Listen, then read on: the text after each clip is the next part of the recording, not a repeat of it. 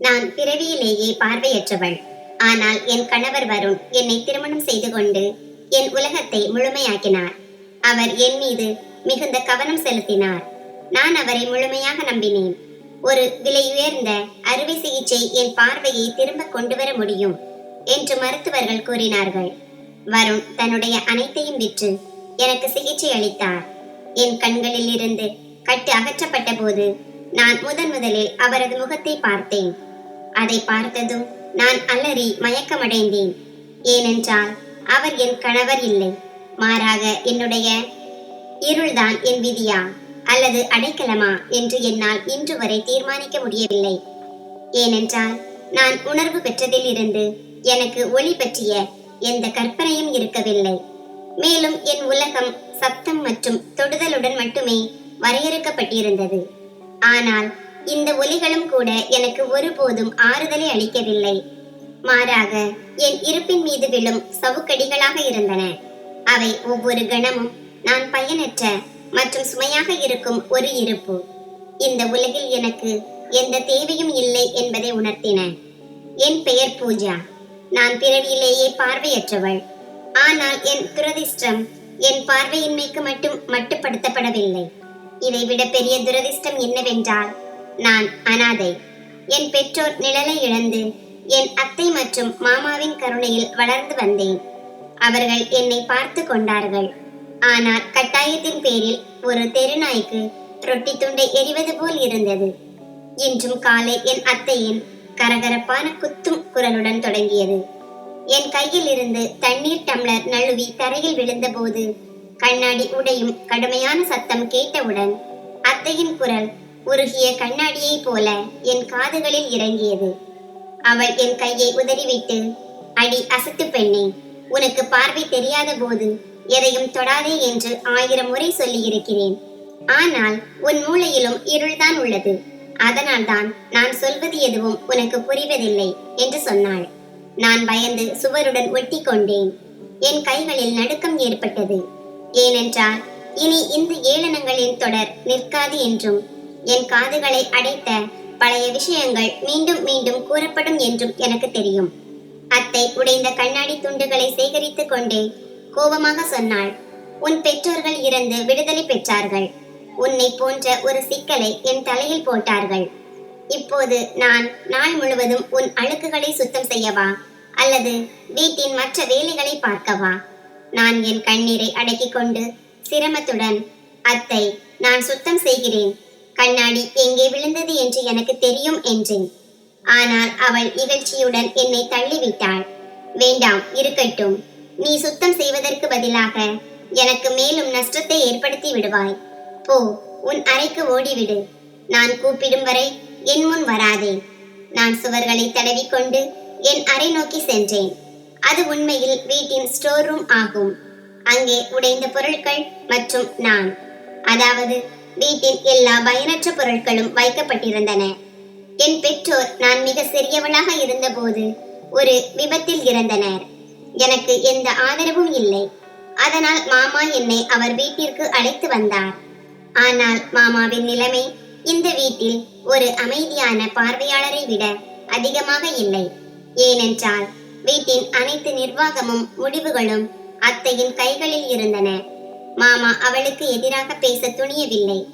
நான் என் படுக்கையில் உட்கார்ந்து என் முழங்கால்களில் என் தலையை வைத்து அழுதேன். திடீரென்று மேலே உள்ள மாடியில் இருந்து கனமான காலடி சத்தம் கேட்டது. அந்த குரலை கேட்டவுடன் என் நரம்புகளில் ரத்தம் உறைந்தது. ஏனென்றால் அந்த காலடி சத்தம் யாருடைய பெயரை கேட்டாலும் என் ஆன்மா நடுங்குமோ அவருடையது. அவர் அர்ஜுன், என் மாமாவின் ஒரே மகன். அவரை பற்றி நான் சிறு வயதில் இருந்தே பயங்கரமான கதைகளை மட்டுமே கேட்டிருந்தேன். அர்ஜுனை பற்றி வீட்டிலும் தெருவிலும் ஒரு காட்டுமிராண்டி மற்றும் மிகவும் அசிங்கமான மனிதர் என்று பேசிக் கொண்டார்கள். அவருடைய பாதி முகம் எரிந்திருந்தது. மேலும் அவர் பார்ப்பதற்கு மனிதரை விட ஒரு மிருகத்தை போலவே தோற்றமளிப்பார். நான் அவரை ஒருபோதும் பார்த்ததில்லை. அதனால் என் குருட்டு கண்களுக்கு பின்னால் அர்ஜுனின் உருவம் ஒரு பயங்கரமான கனவுக்கு குறைவில்லை. சிறு வயதிலிருந்தே அத்தை என்னை பயமுறுத்த அர்ஜுனின் பெயரை பயன்படுத்துவார்.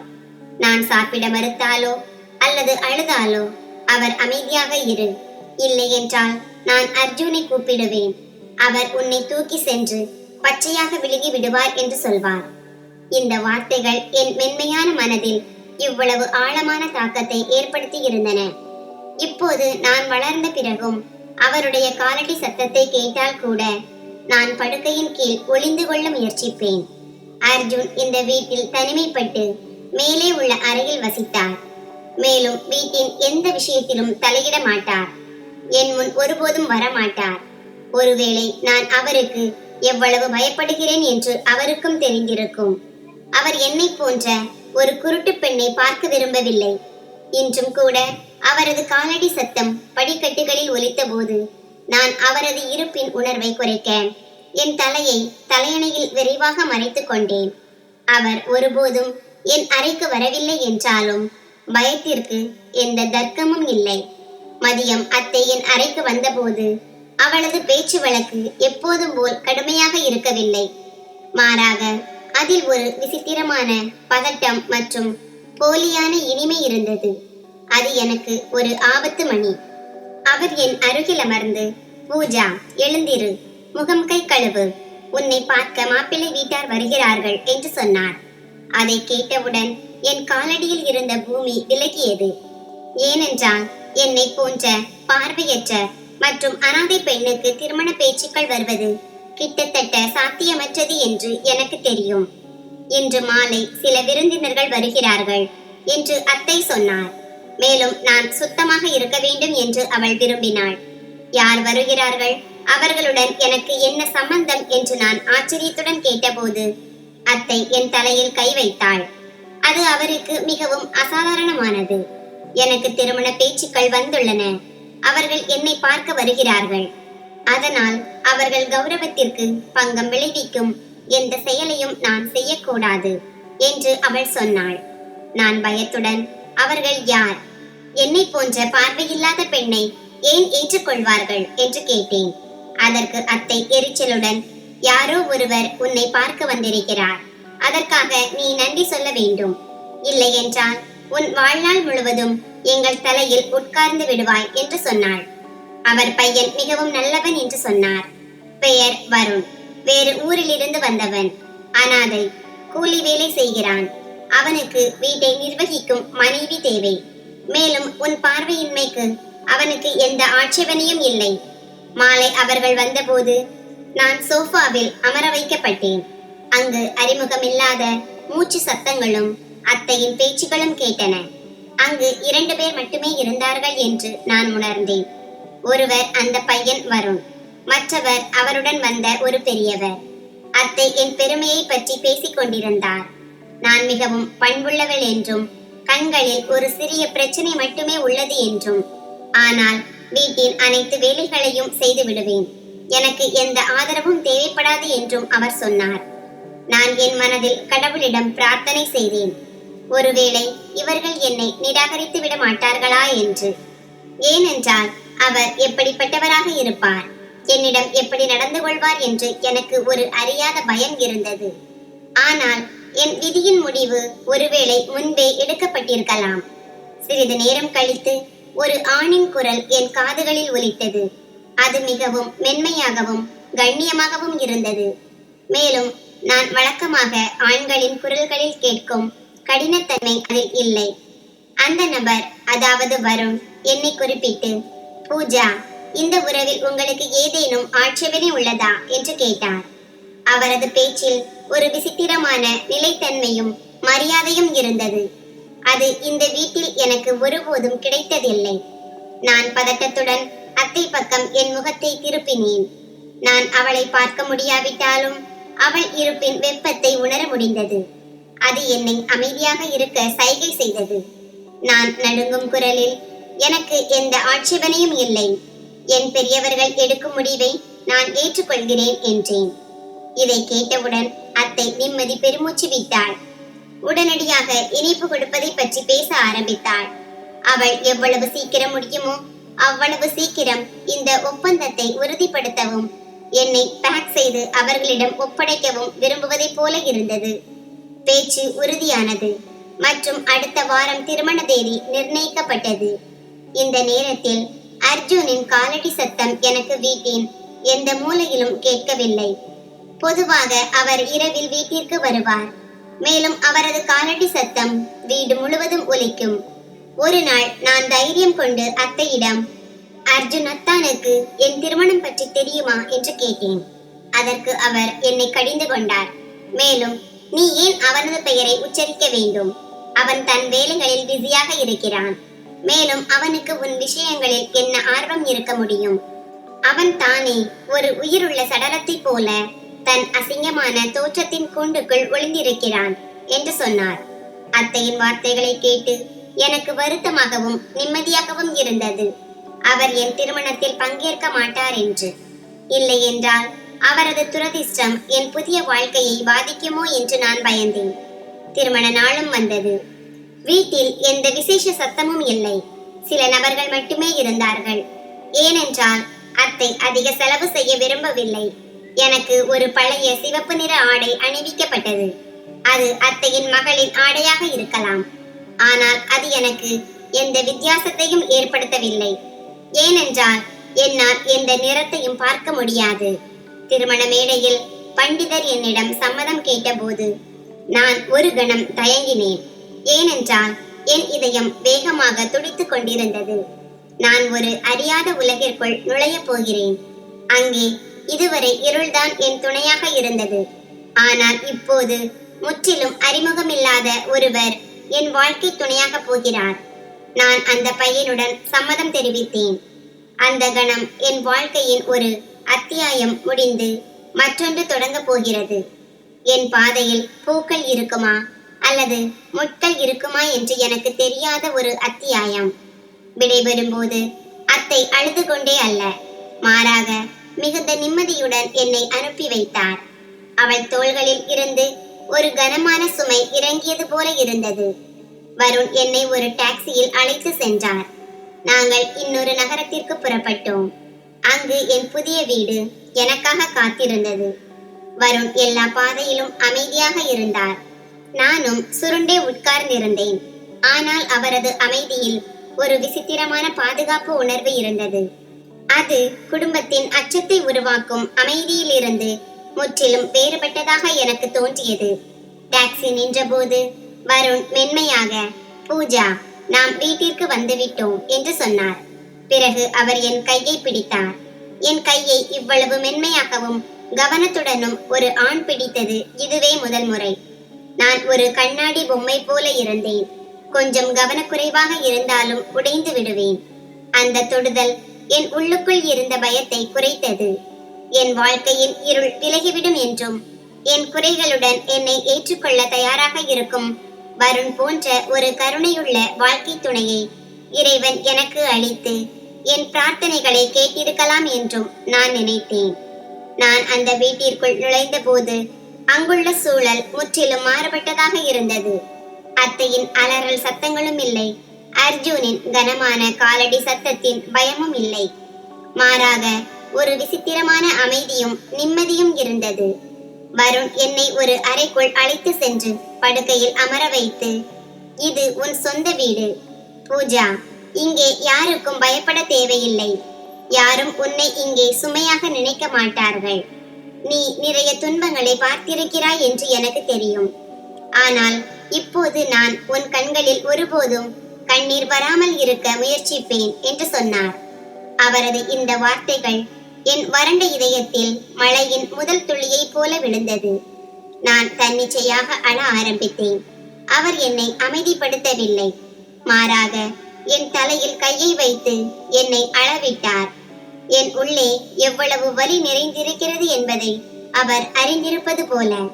அதை புரிந்து கொள்வது அவசியம். அந்த நேரத்தில் என் முன் நிற்கும் இந்த நபர் யார்? இவ்வளவு அன்புடன் நடந்து கொள்கிறார் என்று எனக்கு தெரியாது. மேலும் விதி எனக்காக என்ன விளையாட்டை வைத்திருக்கிறது என்றும் தெரியாது. நான் மனிதன் என்ற தகுதி எனக்கு முதலில் கிடைக்கும் அந்த தருணத்தில் வாழ்ந்து கொண்டிருந்தேன். அந்த முதல் திருமண இரவு என் வாழ்க்கையின் அமைதியான இரவாக இருந்தது. அதில் பயத்தின் காவல் இல்லை. அடுத்த நாள் காலையில் என் கண் விழித்த போது வழக்கம் போல அத்தையின் சத்தம் அல்லது பாத்திரங்களின் சத்தம் எனக்கு கேட்கவில்லை. மாறாக ஒரு விசித்திரமான நறுமணம் என்னை வரவேற்றது. அது முட்டை குருமா மற்றும் ஆப்பம் நறுமணம் போல இருந்தது. எனக்கு இது ஒரு புதிய உணர்வு. யாரோ ஒருவர் எனக்கு முன் எழுந்து எனக்காக காலை உணவை தயார் செய்கிறார் என்று. நான் படுக்கையில் இருந்து எழ முயற்சித்துக் கொண்டிருந்த போது அறையின் கதவு திறந்து வருணின் காலடி சத்தம் என் அருகில் வந்தது. அவர் மிகவும் மென்மையாக என்னை தடுத்து, பூஜா, நீ ஓய்வெடு, நான் காலை உணவை தயாரித்து விட்டேன். நான் இங்கேயே கொண்டு வருகிறேன். உனக்கு இன்னும் வீட்டின் பாதைகள் தெரியாது. எங்காவது தடுக்கி விழுந்து விடாதே என்றார். அவரது குரலில் இருந்த பாசம் என் கண்களில் மீண்டும் நீரை நிரப்பியது. ஏனென்றால் நான் எப்போதும் புறக்கணிக்கப்பட்ட பெண்ணாக இருந்தேன். எனக்கு ஒரு டம்ளர் தண்ணீரை கூட நேரடியாக கொடுக்கவில்லை. இன்று இந்த அறிமுகமில்லாத நபர் எனக்கு சேவை செய்து கொண்டிருந்தார். வருண் தன் கைகளால் எனக்கு கவளம் கவளமாக உணவு ஊட்டி ஒவ்வொரு கவளத்திலும் நான் எந்த சுமையும் இல்லை, மாறாக அவரது பொறுப்பு மற்றும் மரியாதை என்று எனக்கு உணர்த்தி கொண்டிருந்தார். காலை உணவுக்கு பிறகு அவர் என் கையை பிடித்து வீடு முழுவதும் அழைத்து சென்றார். மேலும் சுவர்கள், கதவுகள் மற்றும் பொருட்களில் என் கைகளை வைத்து அவர் இல்லாத நேரத்தில் நான் கஷ்டப்படக்கூடாது என்பதற்காக எந்த பொருள் எங்கே வைக்கப்பட்டுள்ளது என்று எனக்கு விளக்கினார். அவர் என் விரல்களை பிடித்து கொண்டு நடந்தார். நான் நினைத்து கொண்டிருந்தேன், கடவுள் என் பார்வையை பறித்து எனக்கு எவ்வளவு பெரிய பரிசை கொடுத்திருக்கிறார் என்று. எனக்கு வருண் போன்ற ஒரு வாழ்க்கை துணையை அளித்தார். அவர் என் கண்களாகி விட்டார். நாட்கள் கடந்து சென்றன. வருணுடன் என் வாழ்க்கை ஒரு அமைதியான நதியைப் போல ஓடத் தொடங்கியது. அவர் அதிகாலையில் வேலைக்கு செல்வார். செல்வதற்கு முன் எனக்காக மதிய உணவு மற்றும் தண்ணீரை என் அருகில் வைத்துவிட்டு நான் கதவை மூடி வைத்திருக்க வேண்டும் என்றும் யாராவது அறிமுகமில்லாதவரை உள்ளே அனுமதிக்க கூடாது என்றும் வலியுறுத்துவார். மாலையில் அவர் திரும்பி வரும்போது அவரது சோர்வு அவரது கனமான மூச்சால் உணரப்பட்டது. ஆனால் அவர் வந்தவுடன் முதலில் என் நலனை கேட்பார். மேலும் ஒருபோதும் தன் சோர்வை என் மீது கோபத்தின் வடிவில் வெளிப்படுத்தவில்லை. ஒரு நாள் மாலை வருண் என் தலைக்கு எண்ணெய் தேய்த்து கொண்டிருந்த போது அது இப்போது அவரது வழக்கமான பழக்கமாகிவிட்டது. நான் அவரிடம், வருண், நீங்கள் மிகவும் நல்லவர். நீங்கள் ஒரு தேவதை. ஆண்கள் இப்படி இருப்பார்கள் என்று என்னால் நம்ப முடியவில்லை. இல்லை என்றால் நான் என் வீட்டில் பயத்தை மட்டுமே பார்த்தேன் என்று சொன்னேன். வருணின் கைகள் என் தலைமுடியில் நின்றன. அவர் மெல்லிய குரலில், ஏன் பூஜா, உன் மாமா உன்னிடம் சரியாக நடக்கவில்லையா? அல்லது உன்னை பயமுறுத்தும் வேறு யாராவது அங்கு இருந்தார்களா என்று கேட்டார். நான் ஒரு நீண்ட பெருமூச்சு விட்டு, மாமா எதுவும் சொல்ல மாட்டார். ஆனால் அவருடைய மகன் அர்ஜுன், நான் அவரை ஒருபோதும் பார்த்ததில்லை. ஆனால் அவரது இருப்பே எனக்கு வெறுப்பை ஏற்படுத்தியது. அவர் அசிங்கமானவர் என்றும் அவருடைய முகம் எரிந்திருக்கிறது என்றும் எல்லோரும் சொன்னார்கள். ஆனால் அவரது இதயம் அவரது முகத்தை விடவும் அதிகம் கருப்பாக இருந்தது. நான் அந்த நரகத்திலிருந்து வெளியே வந்ததற்கு நன்றி என்றேன். என் பேச்சை கேட்டு வருண் முற்றிலும் அமைதியாகி விட்டார். ஒருவேளை அவருக்கு என் பழைய விஷயங்கள் பிடிக்கவில்லை, அல்லது அந்த பேச்சால் அவர் சலிப்படைந்து விட்டார் என்று நான் நினைத்தேன். நான் பயந்து அவரது கையை தொட்டு, என்ன ஆச்சு வருண், உங்களுக்கு கோபம் வந்து விட்டதா என்று கேட்டேன். என் மனதின் சுமையை குறைப்பதற்காகத்தான் நான் பேசினேன். வருண் ஒரு ஆழ்ந்த மூச்சு விட்டு மீண்டும் என் தலைமுடியில் விரல்களை விட்டு, இல்லை பூஜா, எனக்கு கோபம் வரவில்லை. நான் நினைத்து கொண்டிருக்கிறேன், சில சமயங்களில் ஒரு நபர் தன் வெளிப்புற தோற்றத்தின் காரணமாக எவ்வளவு இழிவானவராக ஆகிவிடுகிறார் என்று. ஆனால் இதயத்தின் நிலைமை கடவுளுக்கு மட்டுமே தெரியும். சரி, இந்த விஷயங்களை விடு. நீ இப்போது இங்கே மகிழ்ச்சியாக இருக்கிறாயா என்று கேட்டார். நான் உடனடியாக ஆம் என்று என் தலையை அசைத்து, நான் மிகவும் மகிழ்ச்சியாக இருக்கிறேன் வருண், இவ்வளவு மகிழ்ச்சியாக இருக்கிறேன். சில சமயங்களில் இந்த கனவு உடைந்து விடுமோ என்று பயப்படுகிறேன். ஆனால் ஒரு குறை இருக்கிறது, அது என்னை தொந்தரவு செய்கிறது என்றேன். வருண், அது என்ன குறை என்று கேட்டார்.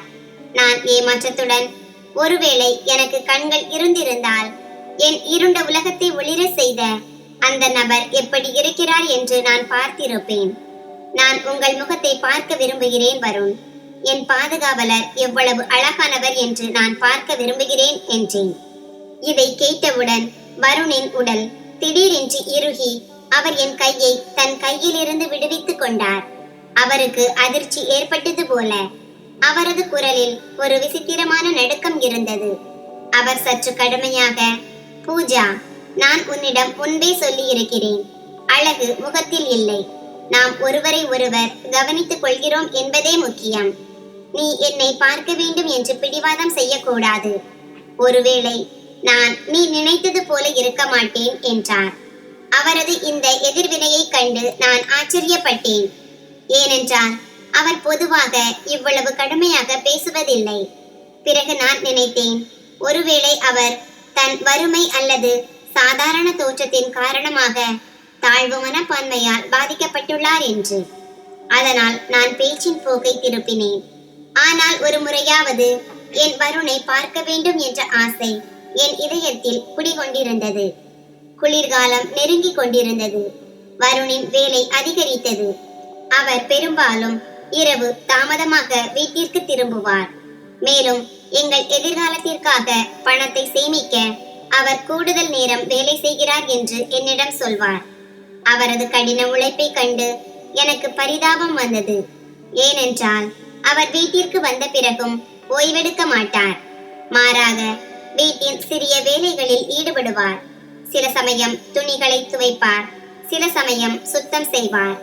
அவர் என்னிடமிருந்து மறைந்து இருமி மூச்சு திணறல் ஏற்படுவதை நான் பலமுறை உணர்ந்தேன். ஆனால் நான் கேட்டால் அவர் சிரித்துக் கொண்டே, ஒன்றுமில்லை, வேலையின் சோர்வுதான், கவலைப்படாதே என்று சொல்லிவிடுவார். ஒரு இரவு அவர் என் அருகில் உட்கார்ந்திருந்த போது நான் அவரது கைகளை பிடித்தேன். அவரது கைகள் மிகவும் கரடு முரடாகவும் கடினமாகவும் மாறியிருந்தன. அவற்றில் ஆங்காங்கே கொப்புளங்கள் இருப்பதை உணர்ந்தேன். நான் துடித்து போய், வருண், நீங்கள் எனக்காக ஏன் இவ்வளவு கஷ்டப்படுகிறீர்கள்? இந்த கொப்புளங்கள் எனக்கு வலியை தருகின்றன என்றேன். வருண் என் கைகளை முத்தமிட்டு, பூஜா, இந்த கொப்புளங்கள் என் உழைப்பின் மரியாதை. நீ என்னுடன் இருக்கும் வரை எந்த உழைப்பாலும் எனக்கு சோர்வு ஏற்படாது. நீ என் பலம், என் பலவீனம் அல்ல என்றார். சில நாட்களுக்கு பிறகு என் உடல்நிலை திடீரென்று மோசமடைந்தது. என் தலையில் மிகவும் கடுமையான வலி இருந்தது. அது என் கண்களின் அழுத்தத்தால் இருக்கலாம். வருண் என்னை நகரத்தின் ஒரு பெரிய அரசு மருத்துவமனைக்கு அழைத்து சென்றார். அங்கு மருத்துவர்கள் என்னை முழுமையாக சோதித்தனர். சோதனைக்கு பிறகு மருத்துவர் சொன்ன வார்த்தைகள் என் மற்றும் வருண் இருவரின் கால்களில் இருந்தும் பூமியை பிடுங்கின. ஆனால் வெவ்வேறு காரணங்களுக்காக. மருத்துவர் என் கண்களின் நரம்புகள் இன்னும் முழுமையாக செயலிழக்கவில்லை என்றும் ஒரு சிக்கலான மற்றும் விலையுயர்ந்த அறுவை சிகிச்சை மூலம் என் பார்வை திரும்புவதற்கு 80% வாய்ப்புள்ளது என்றும் கூறினார். இதை கேட்டவுடன் என் இதயத்தில் ஒரு நம்பிக்கை தீபம் ஏற்பட்டது. நான் மகிழ்ச்சியால் நிரம்பினேன். இப்போது என்னால் பார்க்க முடியும். இப்போது என்னால் வருணை பார்க்க முடியும். உலகின் வண்ணங்களை பார்க்க முடியும். நான் உற்சாகத்தில் வருணின் கையை பிடித்து, வருண், நீங்கள் கேட்டீர்களா? என்னால் பார்க்க முடியும் என்று மருத்துவர் சொல்கிறார். என் கண்கள் குணமடையலாம் என்றேன். ஆனால் வருண் பக்கத்தில் இருந்து நான் எதிர்பார்த்த எதிர்வினை வரவில்லை. அவர் முற்றிலும் அமைதியாக இருந்தார். அவரது அமைதியில் ஒரு விசித்திரமான வெறுமை இருந்தது. அறுவை சிகிச்சை செலவு லட்சங்களில் என்று மருத்துவர் சொன்னபோது என் கையில் இருந்த வருணின் பிடி தளர்ந்தது. நாங்கள் ஏழைகள். எங்களுக்கு 2 வேளை உணவுக்கே போராட வேண்டியிருந்தது. லட்சக்கணக்கில் பணத்தை சேர்ப்பது முற்றிலும் சாத்தியமற்றது. மருத்துவமனையில் இருந்து திரும்பும் பயணம் மிகவும் பாரமாக இருந்தது. சிறிது நேரத்திற்கு முன் நம்பிக்கையின் வானத்தில் பறந்து கொண்டிருந்த நான் இப்போது யதார்த்தத்தின் தரையில் விழுந்தேன். ஏனென்றால் வருணிடம் அவ்வளவு பணம் இல்லை என்று எனக்கு தெரியும். வீட்டிற்கு வந்ததும் நான் அமைதியாக படுக்கையில் படுத்துக் கொண்டேன். என் கண்ணீர் தலையணையை நனைத்தது. வருண் என் அருகில் வந்து என் தலையை தொட்டபோது நான் அழுது கொண்டே, வருண், என்னை மன்னித்து விடுங்கள். நான் உங்களுக்கு தொந்தரவு கொடுத்து விட்டேன்.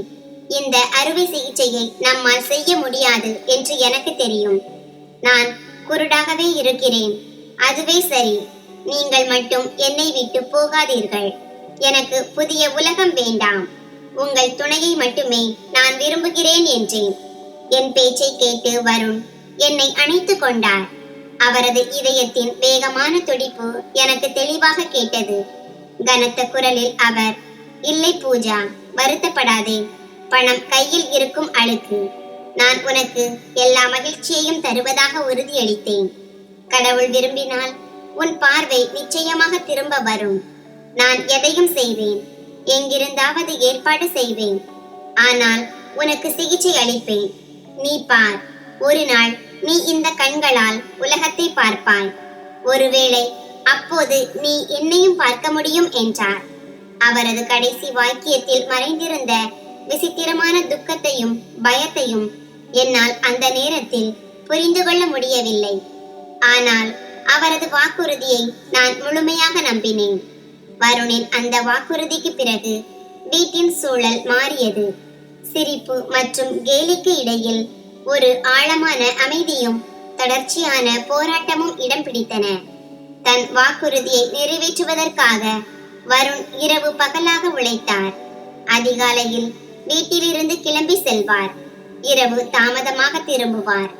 அப்போது அவரது கால்களில் முன்பு இருந்த பலம் இருக்காது. மாறாக ஒரு விசித்திரமான சோர்வும் பாரமும் இருக்கும். நான் படுக்கையில் படுத்து அவருக்காக காத்திருப்பேன். கதவு திறக்கும் சத்தம் கேட்டவுடன் நான் தன்னிச்சையாக கேட்பேன், வருண், நீங்கள் ஏன் இவ்வளவு தாமதமாக வந்தீர்கள்? எனக்கு பயமாக இருக்கிறது. வேலை மிகவும் அதிகமாகி விட்டதா? வருண் எப்போதும் போல் மென்மையாக பதிலளிப்பார், ஆம் பூஜா, வேலையின் சுமை கொஞ்சம் அதிகம்.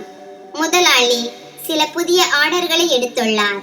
மேலும் உன் அறுவை சிகிச்சைக்கான பணத்தை நாம் விரைவில் சேர்க்க வேண்டும் என்று நான் விரும்புகிறேன்.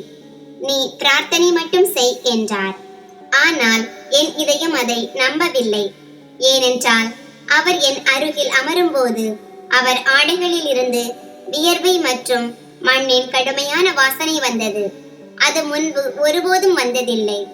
மேலும் அவர் மைல் கணக்கில் நடந்து வந்தது போல அவரது சுவாசம் ஓடிக்கொண்டிருந்தது. நான் அவரது கைகளை பிடித்தால் அவை மிகவும் கடினமாகவும் கரடு முரடாகவும் உணரப்பட்டன. என் இதயம் இரத்த கண்ணீர் சிந்தியது.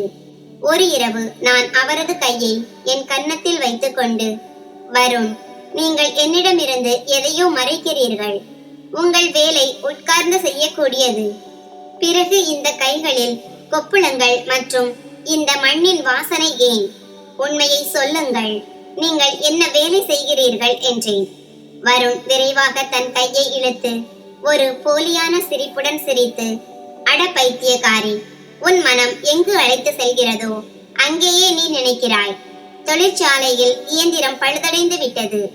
அதை சரி செய்வதில் என் கைகள் கருப்பாகிவிட்டன. வேறொன்றுமில்லை. நீ இதையெல்லாம் விடு. மேலும் மாத்திரை சாப்பிட்டாயா இல்லையா என்று சொல் என்றார். அவர் சொன்னதை நம்ப வேண்டிய கட்டாயத்தில் நான் இருந்தேன். ஏனென்றால் அவரது குரலை தவிர உண்மையை தெரிந்து கொள்ள எனக்கு வேறு வழி இல்லை. பிறகு ஒரு நாள் வீட்டில் சில பொருட்கள் காணாமல் போவதை போல உணர்ந்தேன். முதலில் வருண் மிகவும் ஆசையாக கேட்கும் ரேடியோவின் சத்தம் வருவது நின்றுவிட்டது. நான் கேட்டபோது அது பழுதாகிவிட்டது. அதனால் அதை சரி செய்ய கொடுத்து விட்டதாக அவர் கூறினார். ஆனால் ஒரு மாலை அவர் வீட்டிற்கு வந்தபோது அவரது மோட்டார் சைக்கிளின் வழக்கமான சத்தம் எனக்கு கேட்கவில்லை. மாறாக அவர் கதவை தட்டி கொண்டிருந்தார்.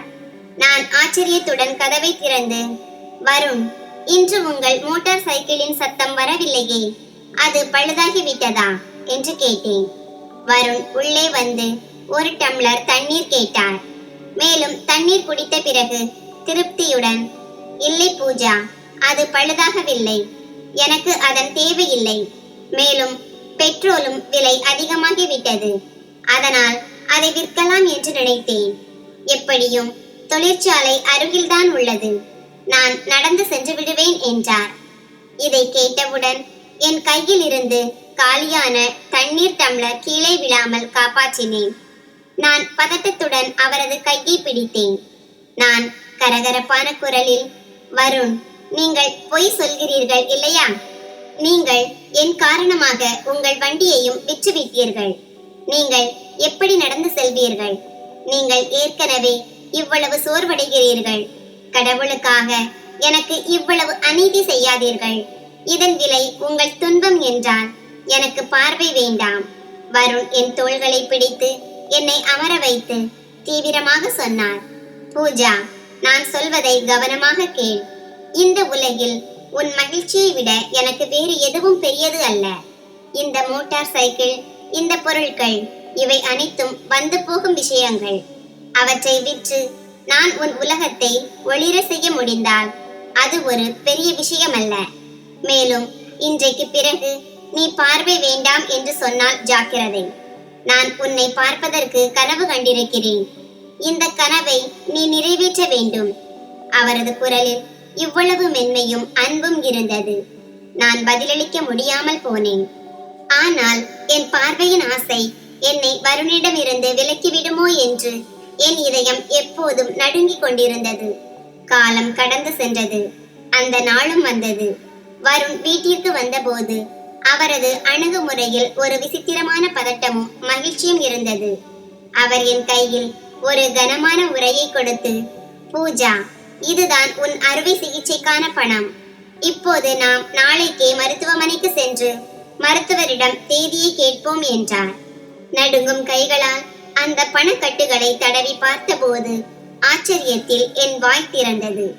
நான் உடனடியாக, வருண், இவ்வளவு பணம் எங்கிருந்து வந்தது? சம்பளம் வர இன்னும் தாமதமாகும் என்று நீங்கள் சொன்னீர்களே, நீங்கள் ஏதாவது தவறு செய்து விட்டீர்களா? என்னிடம் உண்மையை கூறுங்கள்.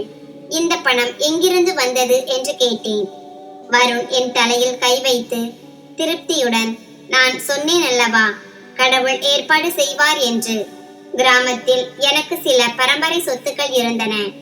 அதை நானும் பெரிதாக கவனிக்கவில்லை. அதை நான் விற்றுவிட்டேன். நல்ல விலைக்கு விற்றுவிட்டேன். இப்போது நீ பயனற்ற கேள்விகளை கேட்காதே. மேலும் தயாராகு. நாம் நாளை காலை கிளம்ப வேண்டும் என்றார். வருணிடம் எந்த நிலமும் இல்லை என்று எனக்கு சந்தேகம் இருந்தது. ஏனென்றால் திருமணத்தின் போது அத்தை அவர் முற்றிலும் ஏழை மற்றும் அனாதை என்று சொல்லி இருந்தார். ஆனால் இந்த நேரத்தில் மகிழ்ச்சியும் நம்பிக்கையும் என் சந்தேகத்தை அடக்கின. நாங்கள் மருத்துவமனைக்கு சென்றோம். மேலும் மருத்துவர் பணத்தை பார்த்தவுடன் உடனடியாக அறுவை சிகிச்சைக்கு தேதி கொடுத்தார். மேலும் நான் வார்டில் அனுமதிக்கப்பட்டேன். அறுவை சிகிச்சைக்கு முந்தைய ஒரு இரவு வருண் என்னுடன் வார்டில் அமர்ந்திருந்தார். மருத்துவமனையின் விசேஷ வாசனை எனக்கு பதட்டத்தை ஏற்படுத்தியது. ஆனால் வருணின் கை என் கையில் இருந்தது. அது எனக்கு தைரியம் அளித்தது. திடீரென்று வருண் என் கையை வலுவாக அழுத்தி பிடித்தார். மேலும் அவரது குரலில் ஒரு கூச்சமான பயம் எழுந்தது. அவர் மிகவும் மெல்லிய குரலில், பூஜா, நாளை உனக்கு அறுவை சிகிச்சை செய்யப்படும். சில நாட்களில் கட்டு அகற்றப்படும். நீ உலகத்தை பார்ப்பாய், வண்ணங்களை பார்ப்பாய், பூக்களை பார்ப்பாய். ஆனால் ஆனால் நீ என்னை பார்த்து உனக்கு என்னை பிடிக்கவில்லை என்றால் என்ன செய்வது? நான் அவரது கேள்வியை கேட்டு சிரித்தேன். என்ன குழந்தைத்தனமான விஷயங்களை பேசுகிறீர்கள்? எனக்கு ஏன் உங்களை பிடிக்காமல் போகும்? நீங்கள் என் கணவர், என் உபகாரி என்றேன். வருண் பேச்சை துண்டித்து பதட்டத்துடன், இல்லை பூஜா, இது தீவிரமான விஷயம். நீ உன் மனதில் என் படத்தை எப்படி உருவாக்கி இருக்கிறாயோ, நான் அதிலிருந்து முற்றிலும் வேறுபட்டிருந்தால், நான் அழகாக இல்லாவிட்டால், என் முகத்தில் ஏதேனும் வடு இருந்தால், இப்போதும் நீ என் மீது வைத்திருக்கும் அதே அன்பை வைத்திருப்பாயா என்றார்.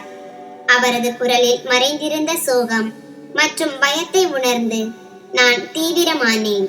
நான் அவரது கையை பிடித்து, வருண், என் கண்கள் குருடாக இருக்கலாம், ஆனால் என் இதயம் இல்லை.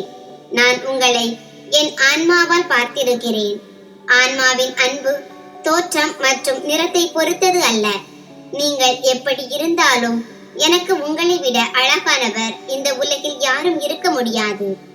உங்கள் முகம் எப்படி இருந்தாலும் உங்கள் இயல்பு என்னை வென்றுவிட்டது.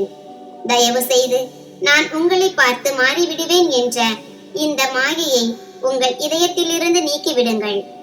என் பேச்சை கேட்டவுடன் அவர் ஒரு நீண்ட மூச்சு விட்டு மெதுவாக சொன்னார், பூஜா, நீ சொல்வது போலவே ஆகட்டும். பார்வை கிடைத்த பிறகும் நீ உன் வார்த்தையில் உறுதியாக இருக்க வேண்டும் என்று விரும்புகிறேன். ஏனென்றால் சில சமயங்களில் யதார்த்தம் கனவுகளை விட மிகவும் கடுமையானதாக இருக்கும்.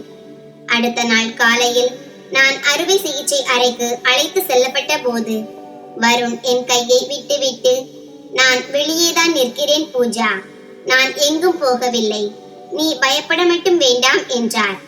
அறுவை சிகிச்சை அறையின் கதவுகள் மூடப்படும் வரை அவரது பிரார்த்தனைகளின் சத்தம் எனக்கு கேட்டது.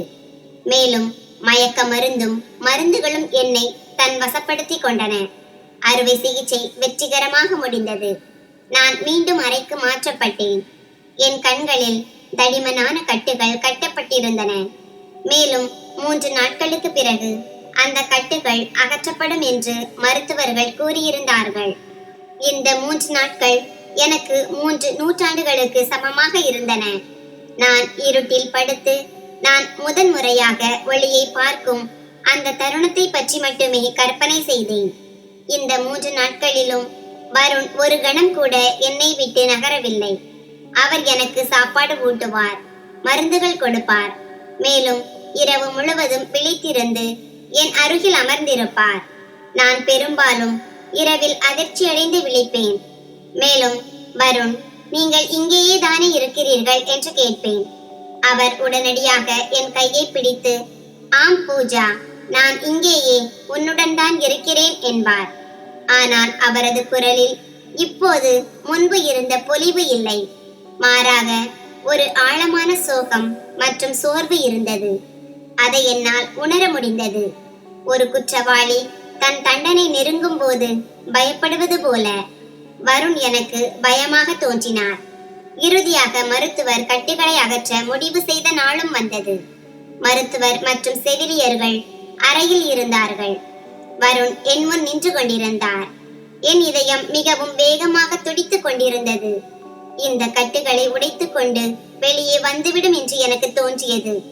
மருத்துவர் என் அருகில் வந்து, பூஜா, நான் இப்போது கட்டுகளை அகற்றப் போகிறேன். நீங்கள் பதட்டப்படக்கூடாது. மெதுவாக கண்களை திறக்க வேண்டும். ஆரம்பத்தில் கொஞ்சம் சிரமம் இருக்கலாம், ஆனால் பிறகு எல்லாம் தெளிவாகிவிடும் என்றார். நான் நடுங்கும் குரலில், டாக்டர் சார், என்னால் உண்மையில் பார்க்க முடியுமா? என்னால் என் கணவரை பார்க்க முடியுமா என்று கேட்டேன். மருத்துவர் சிரித்துக்கொண்டே, ஆம், நிச்சயமாக பார்க்க முடியும்.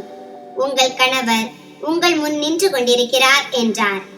நான் ஆழ்ந்த மூச்சு விட்டு கடவுளின் பெயரை சொல்லி மருத்துவரிடம் அனுமதி கொடுத்தேன். கட்டு மெதுவாக அகற்றப்பட்ட போது என் இதய துடிப்புகள் மேலும் கீழும் போயின. மேலும் வருணின் அமைதி என் காதுகளில் சத்தமிட்டது. இந்த கட்டுகள் அகற்றப்பட்ட பிறகு நான் பார்க்கும் காட்சி என் வாழ்வின் மிகப்பெரிய அதிர்ச்சியாக இருக்கும். மேலும் என் மகிழ்ச்சியை ஒரே கணத்தில் சிதறடிக்கும் என்று எனக்கு தெரியாது. கட்டின் கடைசி அடுக்கு அகற்றப்பட்டது. மேலும் ஒளியின் ஒரு கடுமையான அதிர்ச்சியை நான் உணர்ந்தேன். அது என் கண்களை சுழல செய்தது. நான் மீண்டும் என் இமைகளை திறக்க முயற்சி செய்தேன். முதலில் எனக்கு எல்லாம் மங்கலாகவும் குழப்பமாகவும் தோன்றியது.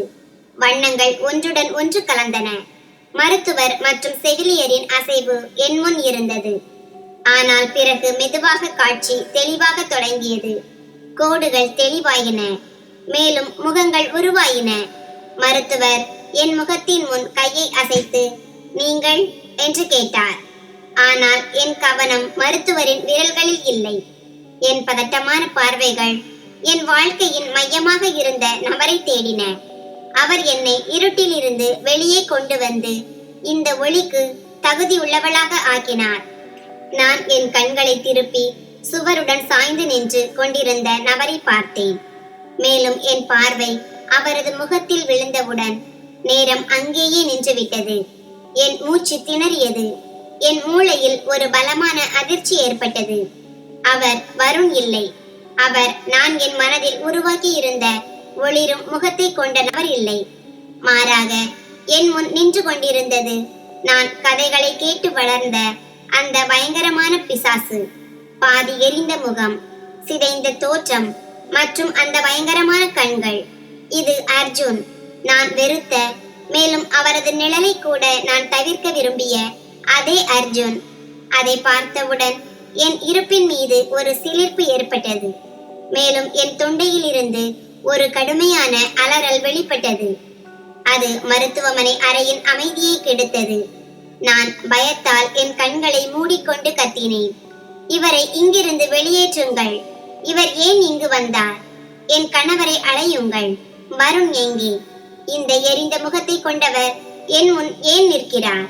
மருத்துவர் மற்றும் செவிலியர் பயந்து என்னை சமாளிக்க ஆரம்பித்தனர். ஆனால் எனக்கு ஒரு ஹிஸ்டீரியா தாக்குதல் ஏற்பட்டிருந்தது.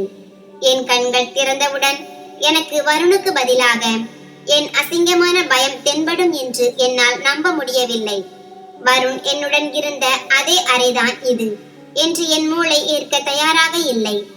நான் கை கால்களை உதைத்து மருத்துவர்களை தள்ளிவிட்டு கத்தினேன், நீங்கள் அனைவரும் சதி செய்கிறீர்கள். நீங்கள் என் வருணுக்கு என்ன செய்தீர்கள்? இந்த அசிங்கமான மனிதன் இங்கு எப்படி வந்தான்? எனக்கு வருண் வேண்டும். இப்போது இந்த நிமிடமே என்னை கொண்டு செல்லுங்கள். என் முன் நின்று கொண்டிருந்த அந்த நபர், அதாவது அர்ஜுன், ஒருபடி முன்னேறினார். மேலும் அவர் நடுங்கும் கைகளை என் நோக்கி நீட்டினார். அவர் என்னை தொட விரும்புவது போல. அவரது கண்களில் கண்ணீர் இருந்தது. அவர் எதையோ சொல்ல விரும்பினார். ஆனால் அவர் முன்னேறிய போது நான் மீண்டும் பலமாக அலறினேன். மேலும் பயத்தால் என் மூளை மரத்து போனது. பிறகு என் கண்களுக்கு முன் இருள் சூழ்ந்தது. நான் மயக்கமடைந்து படுக்கையில் விழுந்தேன். எனக்கு நினைவு திரும்பிய போது எவ்வளவு நேரம் கடந்துவிட்டது என்று எனக்கு தெரியவில்லை. ஒருவேளை சில மணி நேரங்கள் அல்லது ஒருவேளை அதற்கு மேல். அறையில் இப்போது அந்த குத்தும் ஒளி இல்லை. மாறாக ஒரு மங்கலான பல்பு எரிந்து கொண்டிருந்தது. மேலும் மருத்துவர் அல்லது செவிலியர் அங்கில்லை. என் தலை கனமாக இருந்தது. மேலும் என் கண்கள் வலித்தன. நான் புரண்ட போது என் பார்வை எதிரே நாற்காலியில் அமர்ந்திருந்த நபரின் மீது விழுந்தது. அதே எரிந்த முகம், அதே சிதைந்த மூக்கு. அவர் தன் கைகளில் தன் தலையை கவிழ்த்து கொண்டிருந்தார். என்னை பார்த்தவுடன் அவர் திடுக்கிட்டு நிமிர்ந்தார். மேலும் அவரது முகத்தில் கவலைக்கான அறிகுறிகள் தோன்றின. ஆனால் என் உள்ளே இருந்த பயம் மீண்டும் விழித்து கொண்டது. நான் மின்னல் வேகத்தில் படுக்கையின் மூலையில் சுருண்டேன். மேலும் என் முழங்கால்களை என் மார்புடன் அணைத்துக் கொண்டேன். என் உடல் முழுவதும் நடுங்கிக் கொண்டிருந்தது. நான் நடுங்கும் குரலில் கேட்டேன், நீ நீ இன்னும் ஏன் இங்கு இருக்கிறாய்? நீ என் கணவரை எங்கே மறைத்து வைத்திருக்கிறாய்? உண்மை சொல், வருண் எங்கே? நீ அவருக்கு ஏதாவது செய்தால் நான் போலீஸை கூப்பிடுவேன். நான் உன்னை விட மாட்டேன். நான் கோபமாக, அர்ஜுன், நீ சிறு வயதில் இருந்தே எனக்கு ஒரு நிழலாக இருந்தாய். இன்று நீ என் மகிழ்ச்சியையும் பறித்து விட்டாய் என்றேன். அர்ஜுன் தன் இடத்திலிருந்து எழ முயற்சி செய்த போது நான் கத்தி அவரை அங்கேயே நிற்கும்படி சைகை செய்தேன். ஜாக்கிரதை, என் அருகில் வராதே, அங்கேயே நில். உன் இந்த முகத்தை என்னிடமிருந்து விலக்கி வை. அர்ஜுன் அங்கேயே நின்று விட்டார். அவரது கண்கள் குனிந்திருந்தன. மேலும் அவரது தோள்கள் ஏதோ ஒரு பெரிய சுமையால் அழுத்தப்பட்டதை போல இருந்தன. அவர் மிகவும் மெதுவாகவும் உடைந்த குரலிலும் சொன்னார், பூஜா, நான் யாரையும் மறைக்கவில்லை. நான் யாரையும் கொல்லவில்லை. நான் தான் உனக்கு குற்றவாளி. நான் தான் உன் வருண். அவர் வாயிலிருந்து இந்த வார்த்தைகள் வெளிவந்த போது யாரோ என் காதுகளில் உருகிய கண்ணாடியை ஊற்றினது போல எனக்கு தோன்றியது. நான் வெறுப்பு மற்றும் கோபத்துடன், பேசாதே, பொய் சொல்லாதே, நீ வருணாக இருக்க முடியாது. வருண் ஒரு தேவதை, நீ ஒரு மிருகம். வருணின் குரலில் அன்பு, காதல், நிம்மதி உள்ளது. மேலும் உன் இருப்பு எனக்கு அருவருப்பை தருகிறது. நீ என் செல்வம் அல்லது என் பலவீனத்தை பயன்படுத்திக் கொள்ள இந்த நாடகத்தை ஆடுகிறாய். என்னிடம் சொல், வருண் என்னை விட்டு போய்விட்டாரா இல்லையா? அதனால்தான் நீ இங்கு வந்து விட்டாயா? என்னிடம் உண்மையை கூறு. அர்ஜுன் என் பக்கம் பார்த்தார். இந்த முறை அவரது கண்களில் அதே பாசம் இருந்தது. வருணின் அமைதியில் நான் உணர்ந்த அதே வலி இருந்தது. அவர், பூஜா, என் குரலை கவனமாக கேள். நீ உனக்கு அமைதியை கொடுத்த அந்த நிலைத்தன்மையை இந்த குரலில் கேட்கவில்லையா? உனக்கு நினைவில்லையா? நான் அழகாக இல்லாவிட்டால் நீ இன்னும் என் மீது அன்பு வைத்திருப்பாயா என்று நான் உன்னிடம் கேட்டேன்.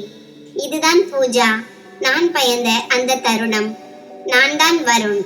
நான் தான் உன்னை திருமணம் செய்தேன். நான் தான் என்னுடைய அனைத்தையும் விற்று உனக்கு சிகிச்சை அளித்தேன் என்றார். நான் பைத்தியக்காரத்தனமாக இல்லை என்று தலையை அசைத்தேன். நான் சத்தமாக கத்தினேன். இல்லை, இது நடக்க முடியாது. நீ பொய் சொல்கிறாய். இது ஒரு ஏமாற்று வேலை. நீ வருண் என்றால் ஏன் என்னிடம் பொய் சொன்னாய்? உன் அடையாளத்தை ஏன் மறைத்தாய்? ஏன் என்னை இருட்டில் வைத்தாய்? நான் படுக்கையிலிருந்து எழுந்து தள்ளாடிக் கொண்டே அவர் அருகில் சென்று அவரது காலரை பிடித்து உலுக்கினேன். சொல், ஏன் இப்படி செய்தாய்? என் உணர்ச்சிகளுடன் ஏன் விளையாடினாய்? நான் அர்ஜுன் என்ற பெயரையே வெறுக்கிறேன் என்று உனக்கு தெரியும். அப்படியிருந்தும் ஏன் இந்த ஏமாற்று வேலையை செய்தாய்? நீ ஏன் என்னிடம் சொல்லவில்லை? நீதான் அந்த அசிங்கமான மனிதன். உன்னை பார்த்து நான் பயந்தேன் என்று. நீ ஏன் என்னை கொல்லவில்லை? எனக்கு பார்வையை அளித்து என் வாழ்க்கையை பறித்து விட்டாய். அர்ஜுன் எந்த எதிர்ப்பும் தெரிவிக்கவில்லை. அவர் ஒரு சிலை போல் நின்று கொண்டிருந்தார். மேலும் என் தாக்குதலையும் உலுக்கலையும் தாங்கினார். அவரது கண்களில் இருந்து கண்ணீர் வழிந்து அவரது எரிந்த கன்னங்களில் விழுந்தது. அவர் அழுது கொண்டே, ஏனென்றால் எனக்கு தெரியும் பூஜா, நான் அர்ஜுனாக உன் முன் வந்தால் நீ என்னை ஒருபோதும் ஏற்க மாட்டாய் என்று எனக்கு தெரியும். என் நிழலை கூட நீ தாங்க மாட்டாய். அத்தை உன் இதயத்தில் என் வெறுப்பின் விதையை விதைத்தது. அது இவ்வளவு பெரிதாகிவிட்டது. என் அன்பு, உன் உள்ளே அதற்கு முன் ஒன்றுமில்லை. நான் உன்னை பெற வேண்டும். உன்னை அந்த நரகத்தில் இருந்து வெளியே கொண்டு வர வேண்டும். அதனால்தான் நான் என் அடையாளத்தை அழித்தேன். நான் வருண் வேடமிட்டேன். அதனால் உன் இதயத்தில் இடம் பிடிக்க முடியும். நான் பெயரை மட்டும்தான் மாற்றினேன், கதையை அல்ல. இதயம் அதேதான். அது சிறு வயதிலிருந்தே உனக்காக துடித்தது. நான் அவரை பலமாக தள்ளினேன். அவர் பின்னால் சுவரில் மோதினார். நான் முழங்காலில் தரையில் அமர்ந்து சத்தமாக அழ ஆரம்பித்தேன். இந்த உண்மையை பார்த்த என் கண்களை நான் பிடுங்கி எறிய வேண்டும் என்று தோன்றியது. நான் விக்கல்களுக்கு இடையில், நீ மிகவும் தவறாக செய்தாய். நீ என்னை ஏமாற்றி விட்டாய். நான் இந்த முகத்துடன் உன்னுடன் எப்படி வாழ முடியும்? எனக்கு உன்னை பார்த்தால் பயமாக இருக்கிறது. உன் முகத்தை நான் வெறுக்கிறேன். நீ என் வருணின் படத்தை கொன்றுவிட்டாய் என்றேன். அர்ஜுன் அங்கேயே சுவரின் அருகில் தரையில் அமர்ந்தார். அவர் தன் முகத்தை இரு கைகளாலும் மறைத்துக் கொண்டார். மேலும் அவரது முழு இருப்பும் நடுங்க தொடங்கியது. பிறகு அவர் ஒரு விஷயத்தை சொன்னார். அது என் அழும் இருப்பை அமைதிப்படுத்தியது. அவர் விக்கலுடன், பூஜா, நீ என் முகத்தை வெறுக்கிறாய் இல்லையா? இந்த எரிந்த சதை உனக்கு பிடிக்கவில்லை. ஆனால் இந்த முகம் ஏன் எரிந்தது என்று உனக்கு தெரியாது. இந்த அசிங்கம் எனக்கு எப்படி வந்தது என்று உனக்கு தெரியாது. நான் தலையை உயர்த்தி அவரை பார்த்தேன்.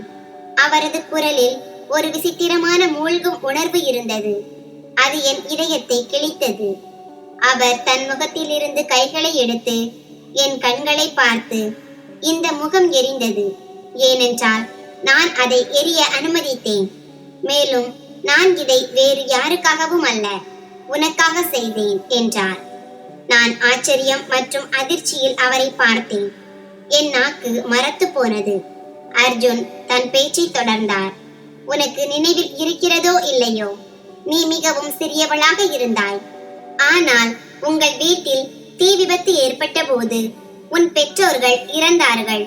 அன்று நீயும் அந்த தீ பிளம்புகளில் சிக்கி இருந்தாய்.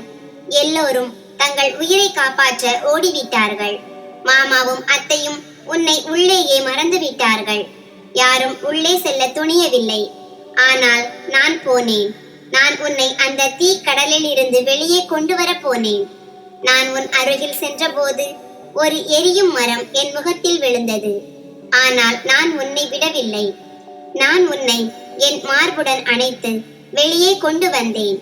என் முகம் எரிந்தது, என் தோற்றம் சிதைந்தது. எல்லோரும் என்னை அசிங்கமானவன் என்று சொன்னார்கள். குழந்தைகள் என்னை பார்த்து பயப்பட ஆரம்பித்தார்கள். உன் அத்தை என்னை ஒரு துரதிர்ஷ்டசாலி என்று சொன்னார். ஆனால் என் இந்த முகத்தை பற்றி நான் ஒருபோதும் வருத்தப்படவில்லை. உனக்கு தெரியுமா ஏன்? அவர் ஒரு கணம் நிறுத்தினார். அவரது கண்களில் ஒரு விசித்திரமான பிரகாசம் இருந்தது. பிறகு அவர் சொன்னார், ஏனென்றால் நான் கண்ணாடியில் என் இந்த எரிந்த முகத்தை பார்க்கும் போதெல்லாம் அதில் நீ பாதுகாப்பாக தெரிவாய். இது எனக்கு அசிங்கம் இல்லை, இது என் அன்பின் சின்னம். நான் உனக்காக மட்டுமே கொடுத்த என் தியாகத்தின் அடையாளம். இன்றும் கூட நீ உலகத்தை பார்க்க வேண்டும் என்பதற்காக நான் என் ஒவ்வொரு விலை மதிப்பற்ற பொருளையும் என் சுயமரியாதை வரை விற்றுவிட்டேன். இந்த உலகில் எனக்காக எந்த இடமும் இல்லாவிட்டாலும். அவரது இந்த பேச்சை கேட்டவுடன் என் மூளையில் ஒரு புயல் வெடித்தது.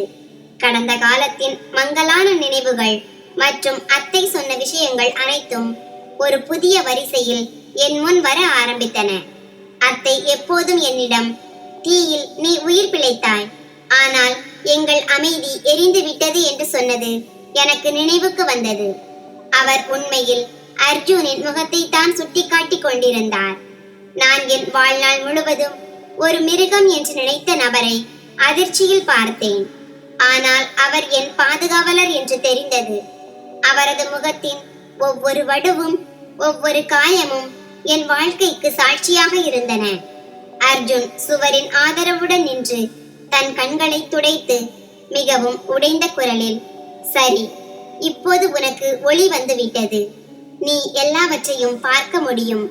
மேலும் நீ என் இந்த பயங்கரமான முகத்துடன் வாழ்க்கையை நடத்த முடியாது என்பதையும் அறிவேன். நான் உன்னை கைது செய்ய மாட்டேன் பூஜா. நீ விரும்பினால் என்னிடமிருந்து விவாகரத்து எடுத்துக்கொள்ளலாம். நான் என் முகத்துடன் உன்னை திணிக்க மாட்டேன். நான் நாளைக்கே வழக்கறிஞரிடம் பேசுவேன். நீ சுதந்திரமானவள் என்றார். இதை சொல்லிவிட்டு அவர் திரும்பினார். மேலும் கதவை நோக்கி நடக்கத் தொடங்கினார். அவரது தோள்கள் தொங்கி இருந்தன.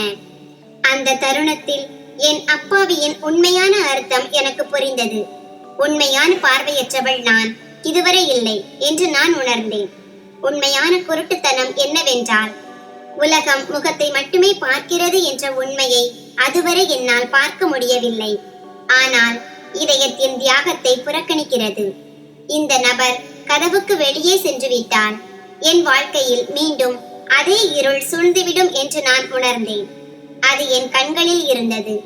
ஏனென்றால் உண்மையான ஒளி அர்ஜுனின் இருப்பில் இருந்தது. நான் ஓடி அவர் பாதையை மறித்து அவர் காலடியில் அமர்ந்தேன். நான் அவரது கைகளை பிடித்து சத்தமாக அழ ஆரம்பித்தேன். அர்ஜுன் அதிர்ச்சி அடைந்தார். மேலும் அவர் என்னை எழுப்ப முயற்சி செய்தார். ஆனால் நான் அவரது எரிந்த கைகளை முத்தமிட ஆரம்பித்தேன். அதே கரடுமுரடான கைகள், அதில் அன்பின் கொப்புளங்கள் இருந்தன. அதே கைகள். அவர் தீயில் என்னை பிடித்தார். மேலும் இன்று இருளில் எனக்கு ஒளி கொடுத்தார். நான் அழுது கொண்டே, என்னை மன்னித்து விடுங்கள் அர்ஜுன். கடவுளுக்காக என்னை மன்னித்து விடுங்கள். நான் மிகவும் அப்பாவியாக இருந்தேன். நான் உங்கள் முகத்தை பார்த்தேன், ஆனால் உங்கள் இதயத்தை பார்க்கவில்லை. நீங்கள் அசிங்கமானவன் இல்லை. நீங்கள் தான் உலகின் மிக அழகான மனிதன். நீங்கள் எனக்காக உங்கள் முகத்தை எரித்தீர்கள். நான் உங்களை பார்த்து பயந்து கொண்டிருந்தேன். என் இந்த கண்கள் நீங்கள் கொடுத்த கொடை. அவற்றின் மீது உங்களுக்கு மட்டுமே உரிமை உண்டு. நீங்கள் சென்றுவிட்டால் இந்த கண்களால் நான் என்ன செய்வேன்? நீங்கள் இல்லாத இந்த ஒளி எனக்கு வேண்டாம் என்றேன். அர்ஜுன் என்னை தன் கைகளில் தூக்கி கட்டி பிடித்தார்.